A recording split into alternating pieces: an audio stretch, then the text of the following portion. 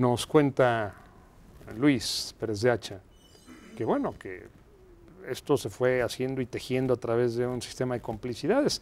Te hago la misma pregunta, Miguel. ¿En qué momento llegamos a este momento en que los monopolios nos tienen asfixiados, en que no dejan crecer a nuestra economía?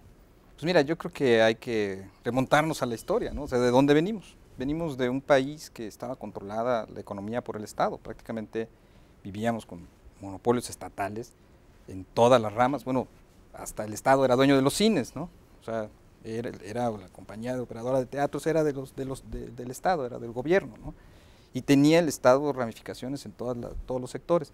Y donde no los tenía y operaba el sector privado, el Estado tenía la función de fijar los precios. ¿Y cómo fijaba los precios? Pues le hablaba a todos los empresarios y les decía, oigan, pues vamos, no pueden vender al precio que ustedes quieran, ¿no?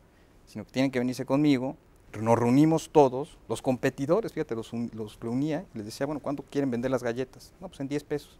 Bueno, las saladas en 10 y las dulces en 12, y el Estado era el que definía los precios. Entonces, realmente no teníamos una economía de mercado, y eso no es hace tanto tiempo, estamos hablando de los 80s todavía, ¿no? Entonces, a partir del 92, cuando entramos en el Tratado de Libre Comercio de América del Norte, empieza a cambiar la cosa, y empieza a liberalizarse la economía, y entonces es cuando se crea una Ley Federal de Competencia, que es producto del Tratado de Libre Comercio de América del Norte, y que pues empieza a operar en o sea, cambian las leyes y cambia toda la infraestructura legal, pero la mentalidad no cambia. Entonces los empresarios siguen pensando que está bien ir con el gobierno y decirle, oye, fija los precios, o yo te digo en cuánto quiero vender, o reunirse en una cámara de comercio y decir, oye, pues ahí tú quédate con tal sector, yo me quedo con tal ciudad, tú no vendes acá, y lo ven normal muchos de estos empresarios, ¿no? Entonces cambiar esa cultura ha sido muy difícil. Y por supuesto también tuvimos el problema de los monopolios públicos que se volvieron luego privados, ¿no? Entonces, bueno, en ese proceso de privatización las cosas no salieron tan bien como uno hubiera esperado. Déjenme pensar en un ejemplo exitoso de combate a los monopolios.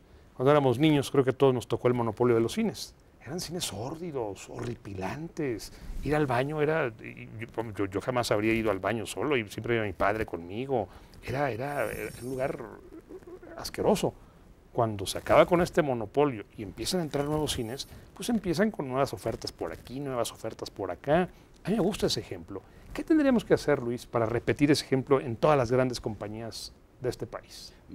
Retomo lo mismo, Gerardo. Perdón por la insistencia, pero al final de cuentas se trata de que sea el propio Estado quien rompa unilateralmente algunas de esas prerrogativas otorgadas. Televisoras.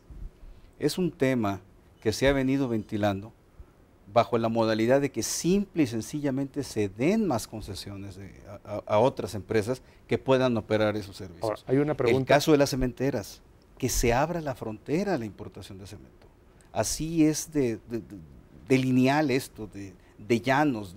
Puede parecer demasiado simple, Gerardo, pero al final de cuentas son decisiones de Estado, no son resoluciones de COFETEL y no son golpes legislativos los que acaban los monopolios. Ahora, ese es uno de los bastiones. El presidente Calderón lo ha dicho no una, sino muchas veces, no le temamos a la competencia. Yo aplaudo al presidente Calderón.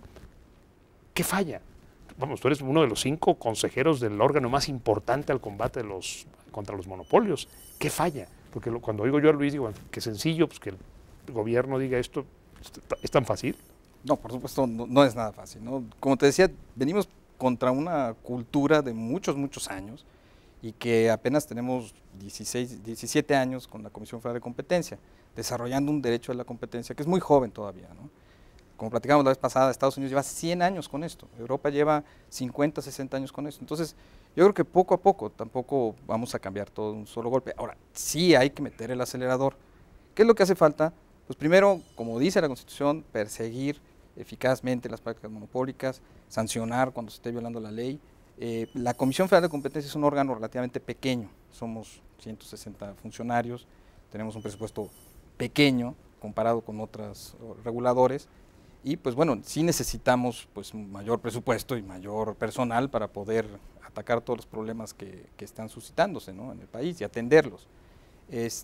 Y a la par también, como lo mencionábamos la vez pasada, pues se requiere ir revisando todas estas barreras de entrada a nivel municipal, a nivel estatal, a nivel federal, hay muchas barreras de entrada para los mercados y hay que irlas identificando sector por sector e ir desmantelando toda esta cantidad de barreras que traíamos de mucho tiempo atrás y las nuevas que se van incorporando, como esta norma 29 que sacaron aquí en el Distrito Federal recientemente.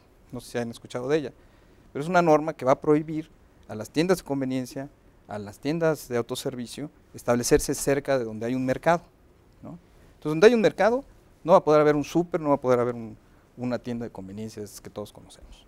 ¿Qué va a pasar con ese mercado? Pues no va a tener presión competitiva. Y los que vivan alrededor de este mercado, por protección de la norma 29, pues van a estar constreñidos a comprar en ese mercado y no tener otras opciones de compra, ¿no? Entonces, también hay que estar velando que ese tipo de regulación no se esté generando y que vaya causando estas ineficiencias en la economía, ¿no? Ahora, Gerardo, con la prerrogativa que me da el ser invitado, tomo la palabra. Nosotros imaginamos que los monopolios finalmente participan en un mercado anticompetitivo y que se trata de conflictos que surgen entre empresas grandotas, entre empresas que están compitiendo en situación de igualdad o de ventaja, de desventaja, unas con prerrogativas, otras que no. Pero quizá debamos de voltear a ver lo que es la realidad, que incluso en el texto constitucional, en el propio artículo 28, está así enfocado, quizá no en su literalidad, pero al final de cuentas ese es el objetivo que busca el texto constitucional. Los grandes pagadores, los grandes perjudicados de todo un sistema anticompetitivo, sea por precios desorbitados, por precios desproporcionados, sea por mala calidad en el servicio, como decías tú, de estos cines sórdidos, malolientes incluso, con aquellas dulcerías sin productos y además muy caros, ¿no? ¿Quiénes son los grandes pagadores? ¿Quiénes somos los grandes pagadores? Los consumidores. Claro. Entonces realmente no debemos de ver los consumidores el tema a la distancia, ¿eh? Debemos de verlo el tema en la cercanía de los perjuicios que ellos nos ocasionan. Y contestemos después del corte una pregunta. ¿Qué podemos hacer los consumidores frente a esto?